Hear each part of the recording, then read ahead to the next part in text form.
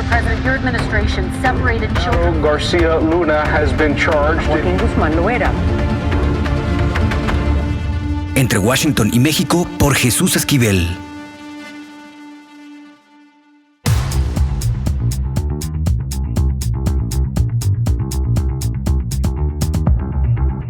¿Qué óboles? Bienvenidos nuevamente a Entre Washington y México. Esta semana, nuevamente, el nombre de Enrique Peña Nieto, el expresidente de México y priista, está en mente de todos. Y es que la Fiscalía General de la República anunció que tiene 3 carpetas con posibles delitos que pudo haber cometido el exmandatario junto con integrantes de su gobierno. No sabemos si es desde que era gobernador o simplemente se refiere a los 6 años al frente del Poder Ejecutivo. Si alguien conoce de delitos, abusos de poder y corrupción cometidos por Peña Nieto y sus secuaces, es el abogado Pablo Díez, a quien tenemos aquí en Entre Washington y México para que nos cuente, primero, qué percibe de las carpetas, estas 3 que anuncia la Fiscalía General de la República, y sobre todo si estas serían una especie de llave que finalmente pondría a la luz de todos esta caja de Pandora y conocer si otras personas, como el abogado Díez, pueden contribuir a llegar a fondo de esta maraña de corrupción. Bienvenido, Paulo. Muchas gracias, Jesús. Bueno, pues sí, en efecto, la Fiscalía General de la República publicó un comunicado en el que informa de ciertas carpetas de investigación que tiene abiertas y que podrían involucrar al expresidente Peña Nieto, una de las cuales tiene que ver con actos relacionados con una empresa, OHL, que hoy se llama Aleática, dedicada desde pues hace unos 20 años en nuestro país al desarrollo de concesiones de infraestructura, principalmente carretera y principalmente en el Estado de México. El comunicado es interesante, Jesús, porque el primer caso al que se refiere es al de diversas denuncias, dice, en las que se encuentra involucrada esta empresa OHL Aleática, tanto en delitos de carácter electoral como patrimoniales. La verdad es que, como bien dices, si hay alguien que ha denunciado, no solo públicamente, sino ante las autoridades competentes, incluyendo la Fiscalía General de la República, los actos de corrupción de Peña Nieto como gobernador del Estado de México y luego como presidente, principalmente aquellos relacionados con esta empresa Aleática, OHL, pues soy yo. La verdad debo decir que al día de hoy debo haber presentado pues quizá cerca de unas 20 denuncias penales, todas ellas muy bien estructuradas ante la Fiscalía General de la República, que incluyen actos de corrupción, pero que incluyen también delitos financieros por un tema muy grave de un maquillaje contable que le permitió a esta empresa, con el favor de Peña Nieto, por supuesto, como gobernador y luego como presidente, obtener beneficios multimillonarios a través del uso indebido de nuestro mercado de valores y del sistema financiero mexicano. Y he denunciado también algunos delitos electorales, aunque esos no están directamente relacionados con Aleática o HL. Hoy yo no sé exactamente cuáles son esas denuncias, pero sí te puedo decir con pues casi absoluta certeza que varias de esas denuncias pues son denuncias que yo presenté, por lo menos aquellas a las que la Fiscalía se refiere como delitos patrimoniales. El comunicado de la Fiscalía es interesante porque no dice que sea una sola carpeta de investigación esta que tiene, que se refiere a Aleática OHL y al expresidente Peña Nieto, sino que menciona que son distintas denuncias y que estas investigaciones, que parece ser que son las que van más avanzadas, quizá pues porque yo presenté esas denuncias desde hace mucho tiempo, permitirán judicializaciones en los próximos meses. Habla de judicializaciones en plural, lo que probablemente indique que se trata de varias carpetas de investigación. Y eso se explica porque efectivamente podrían estar divididas entre aquellas denuncias por actos de corrupción, de aquellas otras denuncias por delitos financieros y de algunas otras que podrían tener algún impacto de tipo electoral. Independientemente de lo que anunció el presidente en su conferencia mañanera, en el sentido de que pues él no está a favor de las venganzas y demás. Bueno, pues primero aquí no se trata de un acto de venganza, aquí se trata de una exigencia ciudadana legítima que tiene que ver con la exigencia de justicia, del combate a la corrupción y a la impunidad, y con que podamos conocer los mexicanos la verdad y que se nos den garantías de que no se repetirán este tipo de saqueos sistemáticos e institucionalizados del país, como lo llevaron a cabo Peña Nieto y sus secuaces, sino también pues de que los responsables hagan frente a su responsabilidad y de que en serio, pero verdaderamente en serio, pues se le devuelva al pueblo lo robado, porque aquí hay mucho de eso. Las denuncias que yo he presentado, Jesús, son denuncias muy bien fundamentadas, muy sólidas, que bueno, pues llevo yo más de, ¿qué te diré?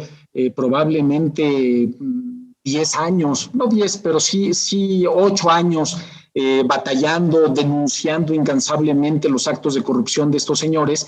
Y al día de hoy, bueno, pues a pesar de que han tratado de intimidarme y de amedrentarme, me sembraron un arma de fuego en mi coche, me detuvieron ilegalmente, me tuvieron detenido por más de 3 días de una manera absolutamente ilegal, y después tuvieron que dejarme en libertad gracias a un video que pude obtener de un pequeño comercio que estaba ubicado justo en el lugar donde pues un escuadrón como de 12 policías ministeriales federales y uno infiltrado del Estado de México me detuvieron y captó el momento en el que siembran el arma. Si no, pues probablemente estaríamos hablando yo desde el reclusorio, algún reclusorio de esta ciudad y ustedes allá, y no desde mi oficina como lo estoy haciendo ahora.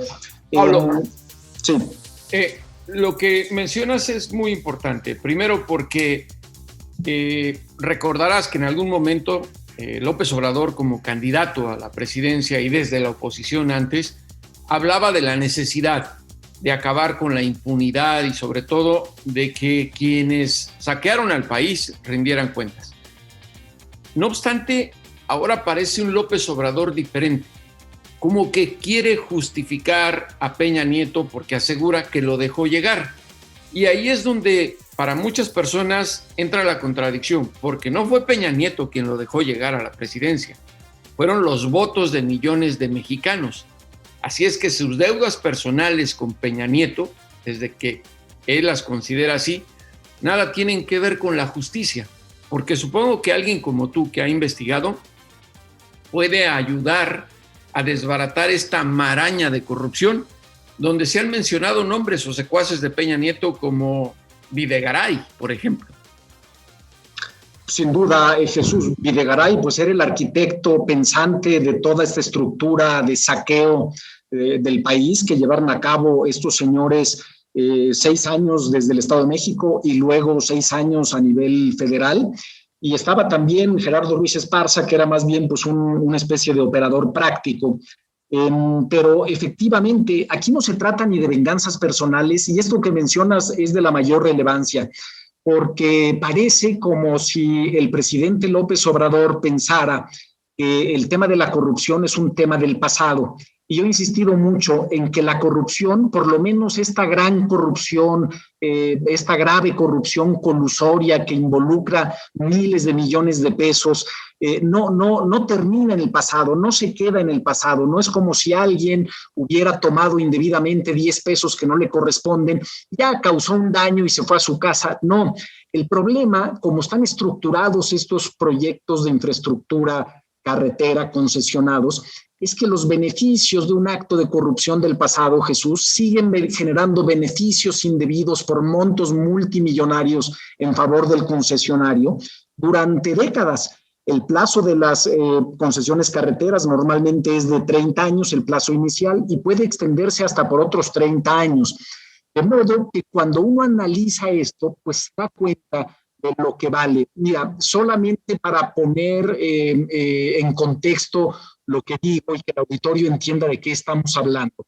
Los ingresos por cuotas de peaje en el circuito exterior mexiquense, que es una autopista de jurisdicción estatal en el Estado de México, construida, pues concesionada por ahí del año 2002, 2003 en favor de Aleática, antes OHL, debe generar algo así como 4.500 millones de pesos de ingresos por cuotas de peaje al año.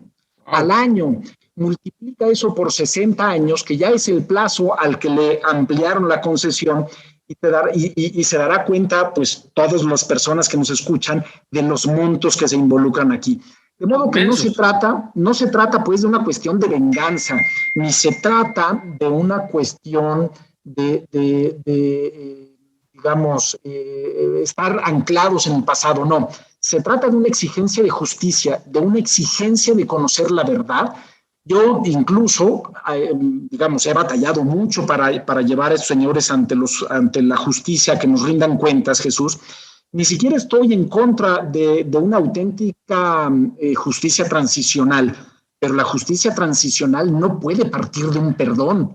Y si tenemos que llegar allá como sociedad, yo digo, perfecto, hagámoslo, pero no podemos llegar ahí sin recorrer el camino de la justicia. No puede haber perdón sin verdad y sin justicia. Sin justicia. Y aquí hay otra cosa, Pablo.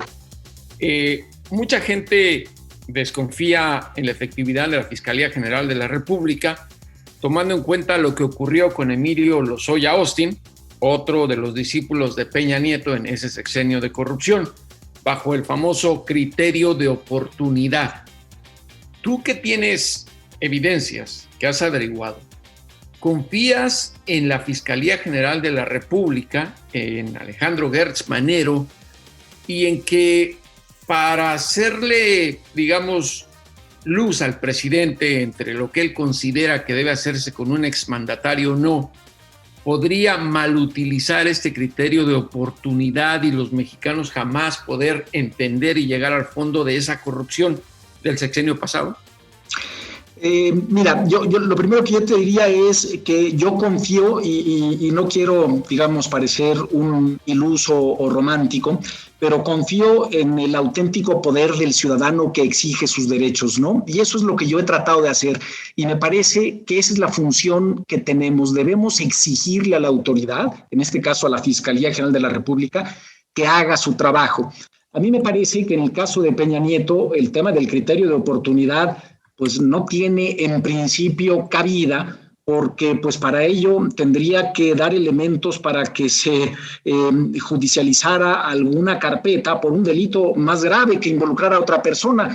Pero él pues era la cúspide de la pirámide pues del poder político en México, de modo que yo no veo eso como una alternativa. Yo creo que si este es un intento serio de la Fiscalía General de la República por procurar justicia, por ayudarnos a conocer la verdad y por llevar a estos señores ante los jueces a que rindan cuentas, no puede, en el caso del expresidente Peña Nieto, valerse de un criterio de oportunidad pues para darnos ahí un poco a tole con el dedo.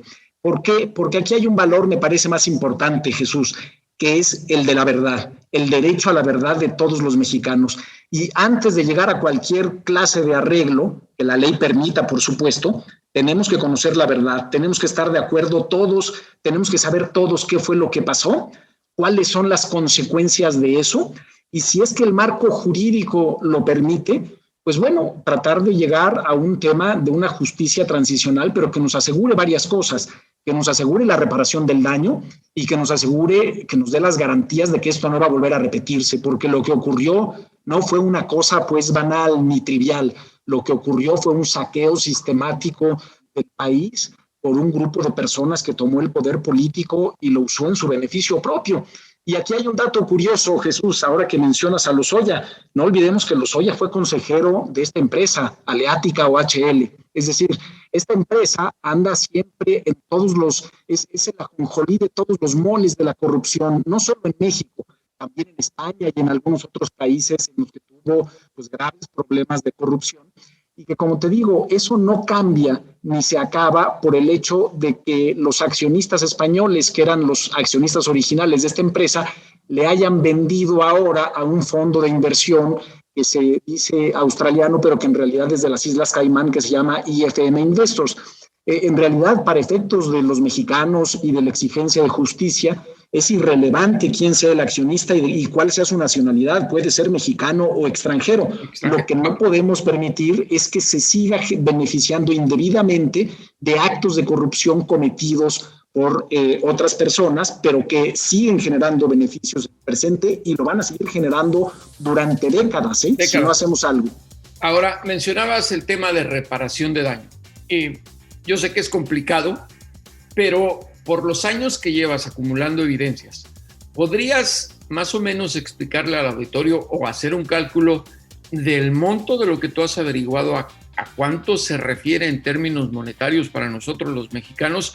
Porque de pronto nos hablan especialistas, incluso la fiscalía, de miles de millones de pesos, pero pues tomando en cuenta el tamaño de la economía mexicana y de lo que no sabemos que ocurrió, pues para muchos es algo así como que una especie de pista de la cual no encontramos una salida. ¿Tú podrías ayudarnos, nada más en lo que tú has averiguado, a calcular cuánto fue el saqueo? Mira, yo creo que efectivamente hay bases suficientes y en todas estas denuncias que yo he presentado para cuantificar esa afectación al erario público, ¿no? Digamos que me parece que van como en dos caminos. Es mucho más fácil, por ejemplo, medir el impacto económico de operaciones aisladas que podrían suponer un soborno. Por ejemplo, no sé si recuerdan aquellas famosas máquinas San Román Peña Nieto, unas máquinas removedoras de barrera que fueron aquellas que efectivamente fueron dadas a conocer públicamente. Allí con mucha claridad te puedo decir que esas máquinas se compraron con un sobreprecio de 20 millones de dólares, absurdo, injustificado. Unas máquinas que no sirvieron para nada y que se tuvieron arrumbadas debajo de un puente durante años. Y bueno, pues claramente aquello lo que da es pues un indicio de que aquello podría haberse tratado del pago de un soborno a quien en aquella época era el gobernador del Estado de México, es decir, Enrique Peña Nieto. Ahí tenemos eso es mucho más fácil de cuantificar. Ahora, ¿cuánto vale el hecho de que una concesión, por ejemplo, se amplíe indebidamente o se le otorgue a uno de estos concesionarios, en el caso Aleática o HL, un incremento extraordinario de tarifas? Pues ahí sí los montos son enormes. Yo te decía, por ejemplo, te hablaba del circuito exterior mexiquense, que fue el primer proyecto que se le concesionó a esta empresa en México a principios de los años 2000, cuando pues llegó de España siendo una empresa de cuarto o quinto nivel que nadie conocía en ningún lado. Llegó acompañada o de la mano de José Andrés de Oteiza, un viejo priista que le abrió las puertas de los gobiernos priistas en el Estado de México, Arturo Montiel, el que colaboraba precisamente Peña Nieto, y se llevó aquella concesión del circuito exterior mexiquense, que fue durante muchos años la joya de la corona. De ahí sacaron todo esto.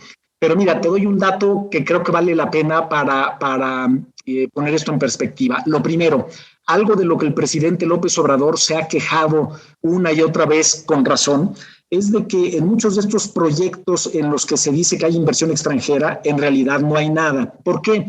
Te lo digo porque, digamos, es conocido, estos señores lo han dicho incluso públicamente, pues que ellos a lo mejor en la construcción de esas autopistas se llevan una utilidad del 30, el 40%.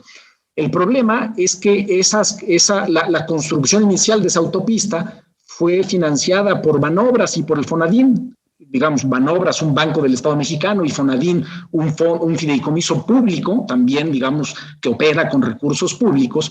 Y entonces, pues lo que ocurre es que se hacen los desembolsos de esos créditos, de ahí se empieza a pagar, y lo más que pueden llegar a invertir estos señores, que fue el caso del circuito exterior mexiquense, pues cuando dicen es que invertimos tanto, pues en realidad lo que invirtieron, si es que invirtieron algo, fueron las propias utilidades que le generó la construcción financiada por Banobras.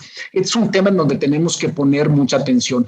El circuito exterior mexiquense, Jesús, era un proyecto que originalmente costaba 6.500 millones de pesos y era un proyecto de 155 kilómetros, de los cuales al día de hoy solo se han construido el 70%, es decir, 110 kilómetros. El resto no se ha construido.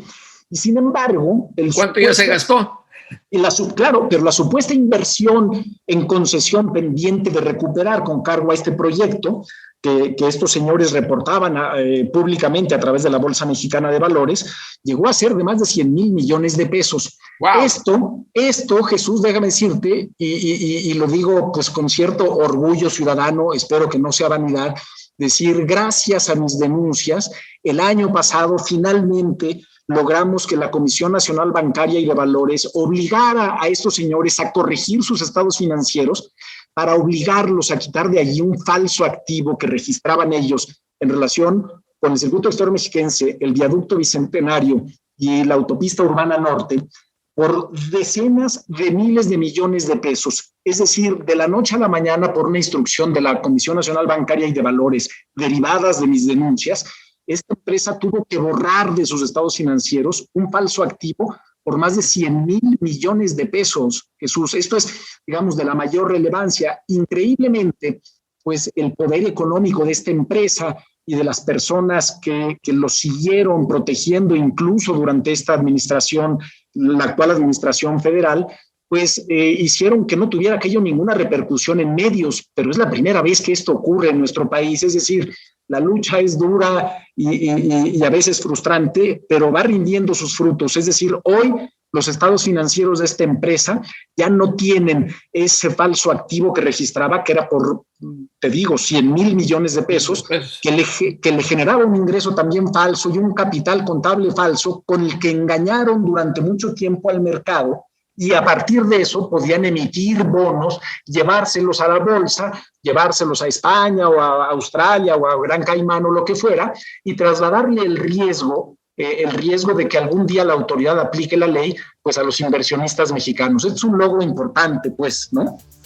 Pablo, una última pregunta, porque el tiempo nos apremia aquí entre Washington y México, pero creo que podrías redondear con tu respuesta, que nos des lo que queremos presentarle al auditorio.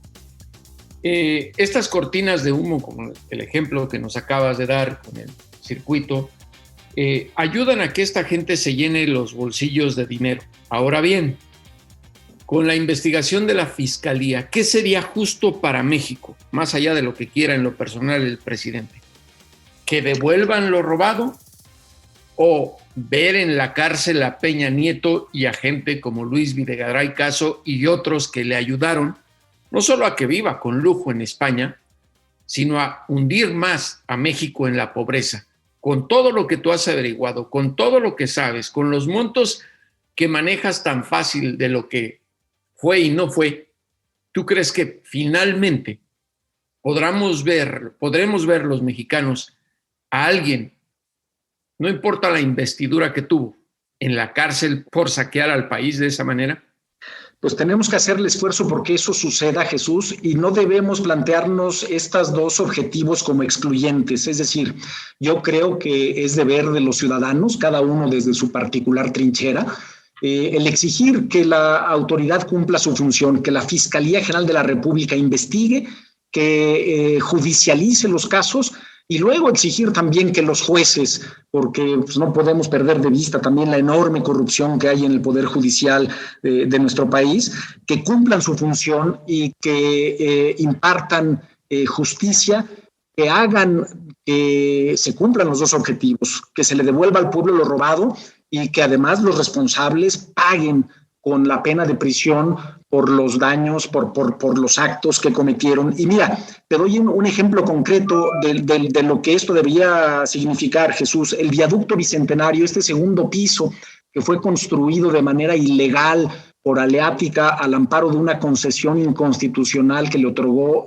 Peña Nieto en el Estado de México en el 2008, sobre un bien nacional de uso común, sobre el cual un Estado no tiene ninguna clase de jurisdicción de ningún tipo, y en el cual pues yo tengo varias denuncias presentadas porque la ley dice, es muy clara, la ley dice que el que explota una vía general de comunicación como es el viaducto Bicentenario sin concesión del gobierno federal, que no existe en este caso, comete un delito, y ese delito se paga pues no solo con años de prisión, hasta 12 años, sino todavía más importante, Jesús, con la pérdida de las obras e instalaciones, dice la ley, sin derecho a indemnización en beneficio de la nación.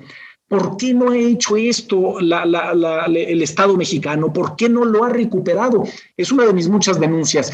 No es una interpretación, no es que yo diga quiero que suceda, es que digo la ley los obliga a hacerlo. El secretario de Comunicaciones y Transportes, Jorge Arganis, que me parece, yo he dicho ahí que a veces parece como un holograma porque no lo vemos, no sabemos qué hace, pues tendría que cumplir la ley. No es nada del otro mundo. La ley lo obliga a recuperar ese viaducto bicentenario en beneficio de la nación sin derecho a indemnización, pero algunos, en este caso me refiero en concreto al exconsejero jurídico de la Presidencia de la República, Julio Scherer, pues engañó al presidente López Obrador durante mucho tiempo, Jesús, con este cuento chino de que si el gobierno federal aplicaba la ley, entonces el fondo australiano o de Gran Caimán y FM Investors iba a llevar el caso a un arbitraje internacional. Esas son patrañas, son engaños, porque esos arbitrajes sirven para defender la inversión extranjera frente a un acto que priva al inversionista de una ganancia lícita, pero no para protegerlo de las consecuencias de un delito. Aquí no es opcional, no es como si vamos a rescatar una concesión, no, vamos simplemente a aplicar la ley, de modo que creo yo que no son excluyentes. Yo pues llamaría también desde mi trinchera a todos los que nos escuchan para animarlos un poco a decir, pues no todo el mundo se puede involucrar, digamos, de la misma manera, pero me parece que el ciudadano cumple su función en la medida en que exige que haya información pública relevante, oportuna, y exige, digamos, desde su trinchera que la autoridad cumpla su función. No podemos dejar esto en manos de los políticos profesionales, Jesús, porque entonces no va a ocurrir nada.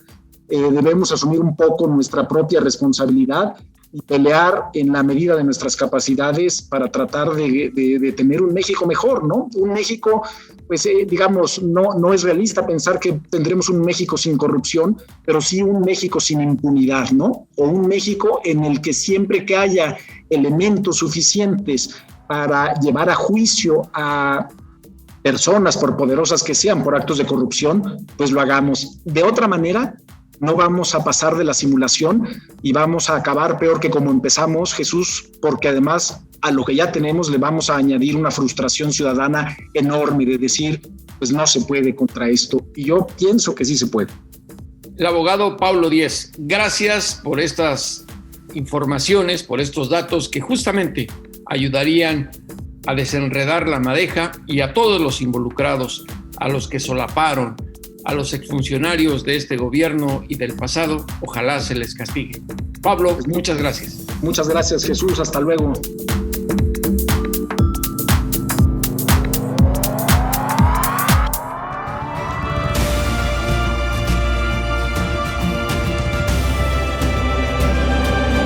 Entre Washington y México. Volvemos. Lo importante es leer. Con Fernanda Álvarez.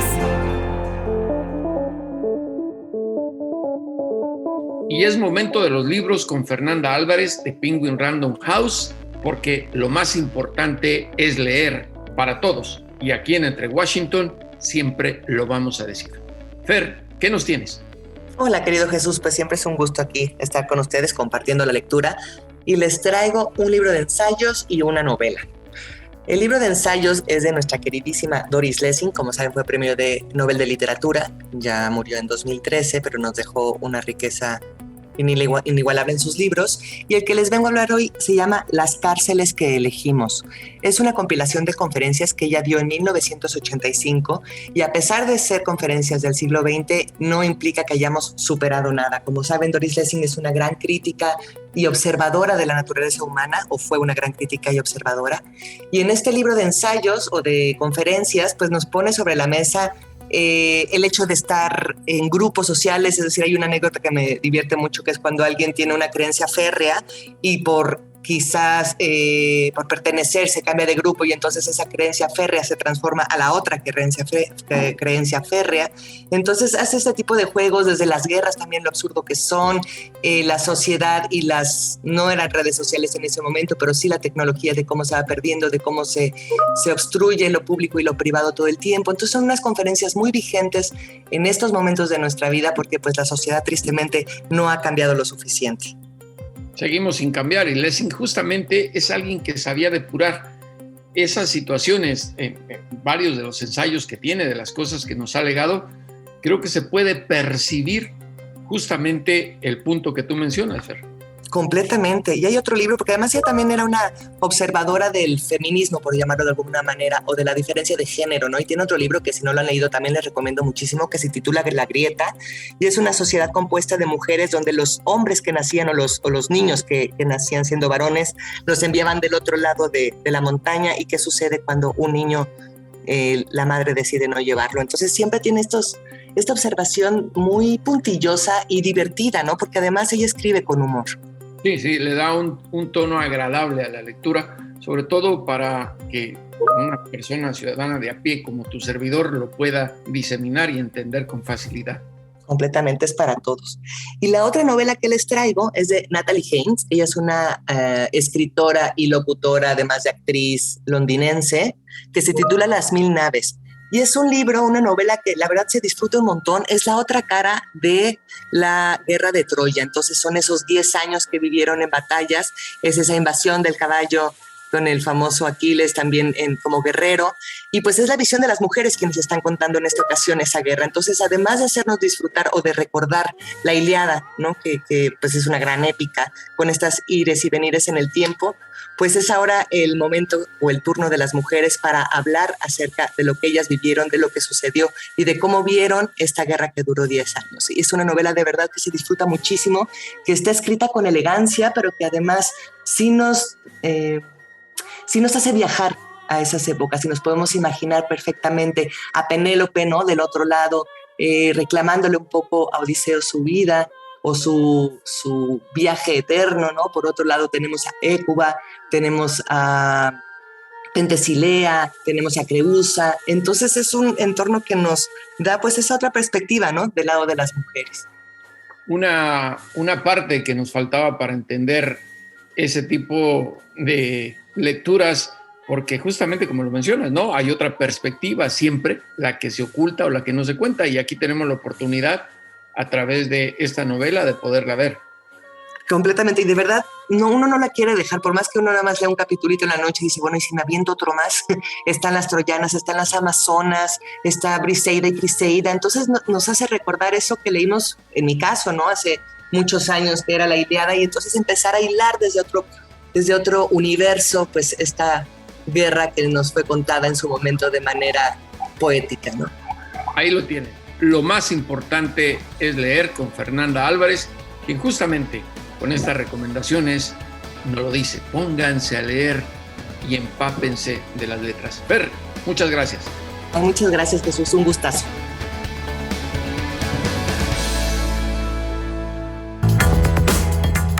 Pucha Play con Gonzalo Lira.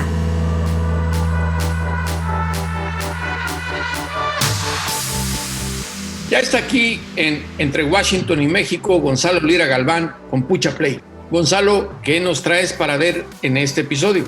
Hola Jesús, pues fíjate que me puse a pensar mucho en uno de los temas de los que se ha estado hablando en este episodio, que tiene que ver con pues el enjuiciar por actos del pasado a figuras políticas importantes, a presidentes de países, sobre todo de países en los que quien decide que se les debe enjuiciar tiene, pues, en cierta medida un fuerte apoyo de aquellos que fueron gobernados por los personajes que serán puestos en la silla. Y en este caso, recordé dos documentales muy interesantes que creo que vale mucho la pena ver y que yo creo que si procede esta investigación y un juicio a alguien como Enrique Peña Nieto, igual y se las debería de aventar, aunque tendría un poquito de pesadillas, te lo advierto a Enrique, ¿verdad? Pero la primera es una película que encuentran en la plataforma de Filmin Latino que se llama El Buen Cristiano. Señor José Efraín Ríos Montt, pase por favor al frente porque necesitamos ver al acusado. Y El Buen Cristiano es la historia del juicio a José Efraín Ríos Montt. Para quienes no estén familiarizados con este personaje, pues bueno, fue un dictador de casi 3 décadas en Guatemala que está acusado de, pues bueno, fue culpable de un genocidio monumental después de haber entrado como presidente a partir de un golpe de Estado. Y bueno, la película que es dirigida por esta Isabel Acevedo hace un recuento del juicio, al mismo tiempo, bueno, que nos va dando el contexto de los actos por los cuales este personaje está siendo juzgado, ¿no? Nos va mostrando las diferentes etapas de este juicio y lo que es muy interesante es que le da voz a aquellos familiares de las víctimas del genocidio que perpetró este hombre, o al menos de las personas que quedan vivas, ¿no? Porque arrasó con todo lo que se le ponía enfrente, con todo aquel que le cuestionaba, con todo aquel que no estaba de acuerdo con sus opiniones, o que simplemente él consideraba que había roto una regla o que estorbaba a su paso. No sé si tú recuerdas aquel juicio, que además fue muy significativo, fue muy emotivo, y todo eso se puede ver en la película, porque muchos personas de grupos originarios estuvieron presentes y el momento del dictamen fue sumamente emocionante y digno de los libros de historia. Demasiado negro ese episodio en la historia de América Latina y especialmente en Centroamérica, Guatemala. Es uno de los eventos que se quisieran borrar de la historia. Sin embargo, hay que revisarlos justamente y verlos para poder entender por qué, en nuestro caso de los mexicanos, Gonzalo, nos urge que se aplique la justicia, que se combata la corrupción y sobre todo en un sexenio que ha sido posiblemente en los últimos años el más corrupto en la historia de nuestro país. Sí, definitivamente. Y fíjate que la otra película que les recomiendo, también un documental muy interesante dirigido por Joshua Oppenheimer, quien es prácticamente el único que en la secuencia de créditos pone su nombre real. Imagínate el grado de terror que sentían los cineastas detrás de esta película, que nadie quiso poner su nombre en la secuencia de créditos. Se llama El Acto de Matar, The Act of Killing, una película del 2012 que se centra en la figura de un expresidente de Indonesia, Anwar, se apellidaba este señor, y que lo que es muy interesante de Joshua Oppenheimer es que entrevista a este hombre acusado también de genocidio, lo entrevista y durante la entrevista descubre que este hombre tiene afición por el cine y que tiene ahí una vena artística que no ha podido explorar.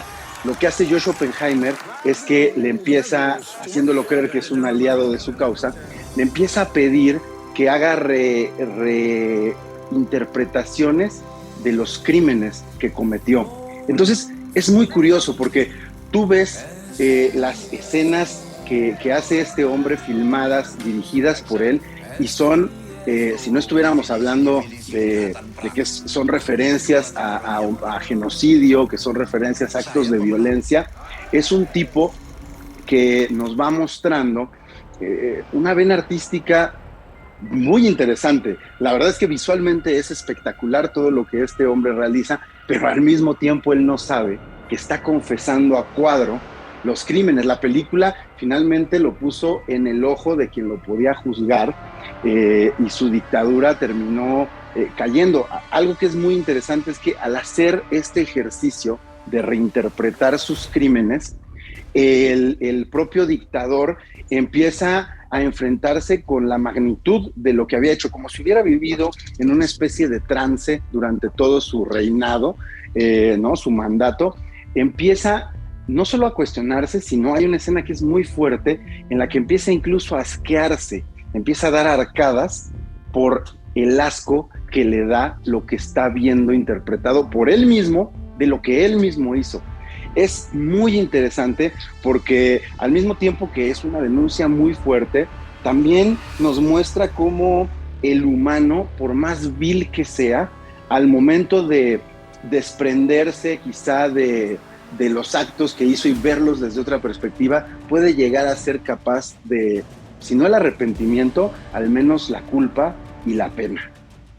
Fíjate qué coincidencia, porque en estos momentos estoy leyendo un caso muy similar de Indonesia. Estoy leyendo el libro El método Yakarta. Me envió un colega periodista estadounidense que es corresponsal del periódico Los Angeles Times en Brasil, Vincent Bevins, que justamente nos expone ese tipo de situaciones en la historia que han ocurrido y no hace muchos años, Gonzalo. Por eso aquí en Entre Washington y México es muy importante que estés tú con Pucha Play cada semana. Y estaremos, y aquí seguiremos, 2 buenas recomendaciones. Si nos están escuchando de parte del equipo legal de Enrique Peña Nieto, que se las pongan a ver si así empieza a preocuparse, ¿verdad? Esperemos que así sea. Gonzalo, un fuerte abrazo. Otro para ti, Jesús. Y como siempre, ahora sí, a los criminales y a los políticos, devuélvanos a ese México que nos arrebataron.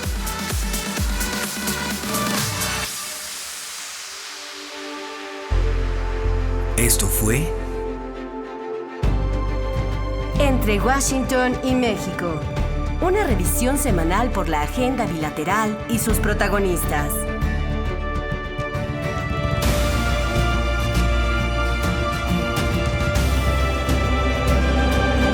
Entre Washington y México. Esta es una producción de Fluxus Comunicaciones.